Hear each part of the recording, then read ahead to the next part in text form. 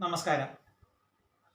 മഹാഭാരതത്തെക്കുറിച്ചാണല്ലോ കഴിഞ്ഞ ഒന്ന് രണ്ട് ദിവസങ്ങളായി നമ്മൾ സംസാരിച്ചുകൊണ്ടിരുന്നത്. മഹാഭാരതത്തിലെ ഭാരതം എന്ന പേരിൻ്റെ അർത്ഥവും വ്യാസമഹർഷി ഗ്രന്ഥത്തിൽ വരുത്തിയ ചില മാറ്റങ്ങളും പിന്നീട് അതിനകത്ത് ഭഗവത്ഗീത എഴുതി ചേർത്തതും എല്ലാം നമ്മൾ ഒന്ന് രണ്ട് ദിവസങ്ങളായി ചർച്ച ചെയ്തു.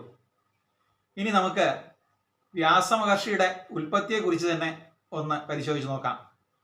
വ്യാസോൽപ്പത്തിയെ പറ്റി നമ്മൾ മനസ്സിലാക്കിയിട്ടുള്ള കഥയിൽ കുറെ അതിശയോക്തിയും ഒരു പൈങ്കിളി കഥ പോലെയും ഒക്കെ നമുക്ക് സാധാരണക്കാർക്ക് തോന്നാവുന്നതാണ്. പണ്ട് സാറ് പറഞ്ഞിട്ട് ഞാൻ എൻ്റെ ഭാഷാദീപം എന്ന ചാനലിൽ കൊടുത്തിരുന്ന ഇതേ കഥ തന്നെയാണ്. പക്ഷേ ആകസ്മികമായിട്ട് എൻ്റെ ഒരു ബന്ധുവായ സന്യാസിയെ കാണാനിടയാകുകയും അദ്ദേഹം ഒരു സിദ്ധയോഗിയാണ്. അദ്ദേഹത്തോട് എൻ്റെ ചാനലിനെ പറ്റി ചോദിച്ചപ്പോൾ അദ്ദേഹം അത് കാണാറുണ്ടെന്നും പക്ഷേ അതിൽ കൊടുത്തിരിക്കുന്ന വ്യാസോൽപ്പത്തി ശരിയായ രീതിയിലല്ലെന്നും അതിൽ അർത്ഥസത്യങ്ങൾ മാത്രമാണുള്ളതെന്നും അദ്ദേഹം എന്നോട് പറഞ്ഞു. അപ്പോൾ ഞാൻ അതിനെപ്പറ്റി ഒന്ന് വിശദീകരിച്ച് തരുവാൻ പറഞ്ഞപ്പോൾ അദ്ദേഹം എന്നോട് പറഞ്ഞ ആ വിവരണമാണ് ഞാൻ ഇവിടെ ഇപ്പോൾ കൊടുക്കുന്നത്.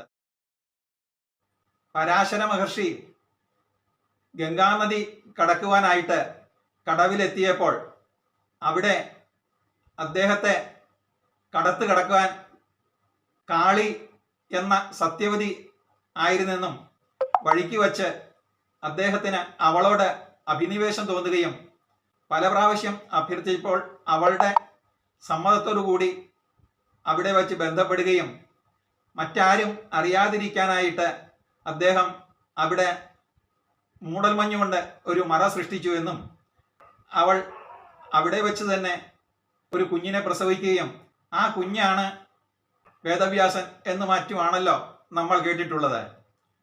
പക്ഷേ യഥാർത്ഥത്തിൽ നടന്നത് അദ്ദേഹം വിവരിച്ചത് ഇപ്രകാരമാണ്. പണ്ട് കാലത്ത് നൈമിശാരണ്യം, കുരുക്ഷേത്രം മുതലായ ഭാഗങ്ങള് ധർമ്മക്ഷേത്രം എന്ന ഒരു വലിയ പ്രദേശത്തിൽ ഉൾപ്പെട്ടതായിരുന്നു. അവിടെയാണ് പണ്ട് കാലത്ത് സന്യാസിമാരും മഹർഷിമാരും മറ്റും കൂട്ടത്തോടെ താമസിച്ചിരുന്നത്.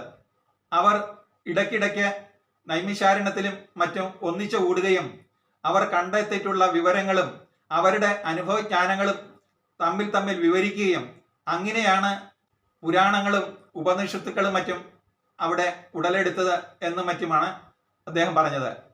കൂടാതെ അവർ സാധാരണക്കാരുടെ ഇടയിലേക്ക് ഇറങ്ങി ചെല്ലുകയും അവരെ സാത്വികരാക്കുവാനും അവർക്ക് വേണ്ട ഉപദേശങ്ങളും മറ്റും കൊടുത്തിരുന്നു എന്നും പറഞ്ഞു. പക്ഷേ അവരുടെ അത്തരം പ്രവൃത്തികള് അന്ന് അവിടെ ഭരിച്ചിരുന്ന രാജാക്കന്മാർക്ക് അത്ര ഇഷ്ടപ്പെടാതെ വരികയും അവർ തരം കിട്ടിയാൽ ഈ മഹർഷിമാരെ ഉപദ്രവിക്കാനും മറ്റും നോക്കിയിരുന്നു എന്നുമാണ് പറയുന്നത്. ഇന്നത്തെ രാഷ്ട്രീയക്കാരെ പോലെ തന്നെ അവരും അവരുടെ ഗൂഢലക്ഷ്യങ്ങൾക്ക് വേണ്ടിയാണ് ഈ സാധാരണക്കാരെ ഉപയോഗിച്ചിരുന്നത് എന്നാണ് അതിൻ്റെ അർത്ഥം നമുക്ക് മനസ്സിലാക്കാവുന്നത്.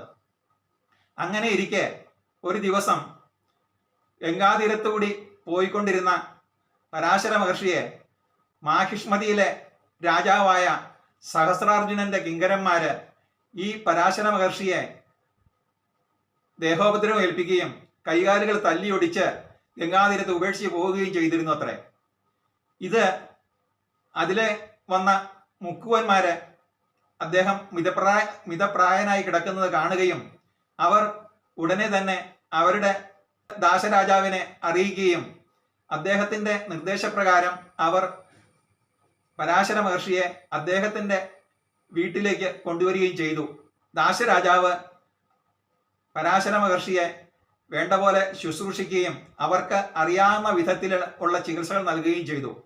അദ്ദേഹത്തെ ശുശ്രൂഷിക്കാനായിട്ട് ദാശരാജാവിന്റെ വളർത്തുപുത്രിയായ കാളി അഥവാ സത്യവതിയെ ആണ് അദ്ദേഹം അവിടെ നിർത്തിയിരുന്നത്.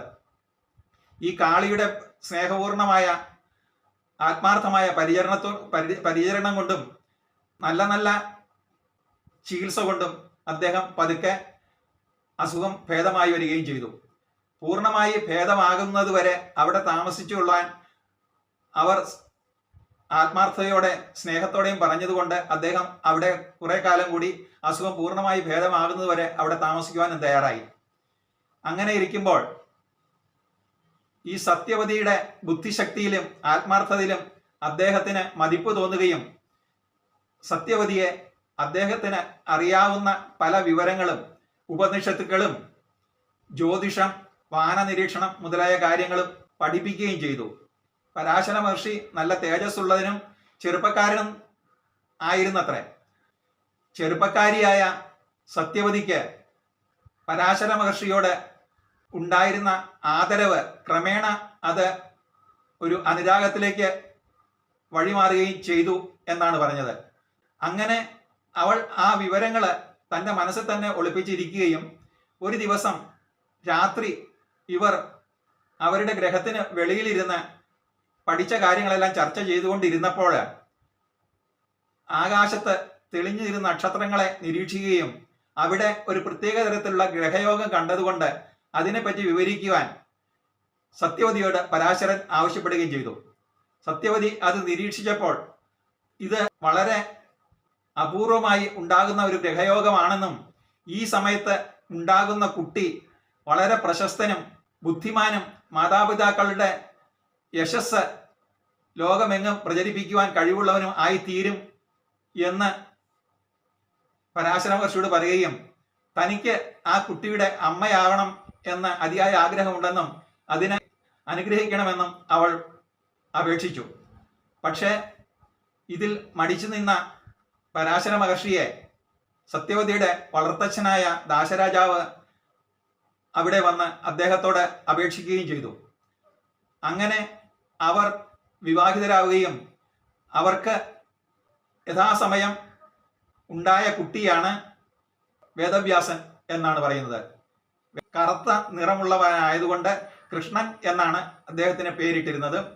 ദ്വീപില്, ഗംഗയുടെ ദ്വീപിലാണ് ജനിച്ചത് എന്നതുകൊണ്ട് കൃഷ്ണദ്വൈപായനൻ എന്ന പേരിലാണ് അദ്ദേഹം അറിയപ്പെട്ടു തുടങ്ങിയത്. കുറെ കഴിഞ്ഞ് പരാശര മഹർഷിയുടെ അസുഖങ്ങളെല്ലാം മാറുകയും ആരോഗ്യം പൂർവ്വസ്ഥിതിയിൽ വീണ്ടെടുത്തതിന് ശേഷം അദ്ദേഹം അവിടെ നിന്നും യാത്ര പറഞ്ഞ് തൻ്റെ വാസസ്ഥലമായ ഹിമാലയ സാനുക്കളിലേക്ക് പോവുകയും ചെയ്തു. ഈ കുട്ടി അമ്മയുടെ ഒപ്പം ആണ് കഴിഞ്ഞിരുന്നത്. ബുദ്ധിമാനായ ഈ കുട്ടി ഏകദേശം 5 വയസ്സുവരെ അമ്മയുടെ ഒപ്പം താമസിക്കുകയും ഈ കുട്ടിക്ക്, ചെറുപ്പക്കാരിയായ അമ്മയ്ക്ക് തൻ്റെ സഹവാസം ഒരു ബുദ്ധിമുട്ടുണ്ടാകും എന്ന തോന്നൽ വന്നതുകൊണ്ട് ഈ കുട്ടി തനിക്ക് അച്ഛനോടൊപ്പം പോകണം എന്ന് അമ്മയോട് അഭ്യർത്ഥിക്കുകയും അങ്ങനെ പരാശര മഹർഷിയെ അറിയിച്ചതുകൊണ്ട് പരാശര മഹർഷി വന്ന് കൃഷ്ണദ്വൈപായനെ കൂട്ടിക്കൊണ്ടു പോവുകയും ചെയ്തു എന്നാണ് പറയുന്നത്.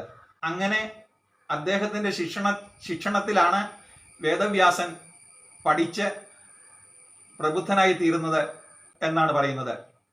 പോകുന്നതിന് മുൻപായി അമ്മ എപ്പോൾ ആവശ്യപ്പെടുന്നോ അന്ന് ഞാൻ ഇവിടെ വന്ന് കണ്ടുകൊള്ളാം എന്ന് ഒരു വാക്കും കൊടുത്തിട്ടാണ് ആ കുട്ടി അവിടെ നിന്നും അച്ഛനോടൊപ്പം പോയത്. എല്ലാ തരത്തിലുള്ള അറിവുകളും അദ്ദേഹം സമ്പാദിക്കുകയും ചെയ്തു. ഇതാണ് അദ്ദേഹം പറഞ്ഞ വേദവ്യാസ ചരിതം.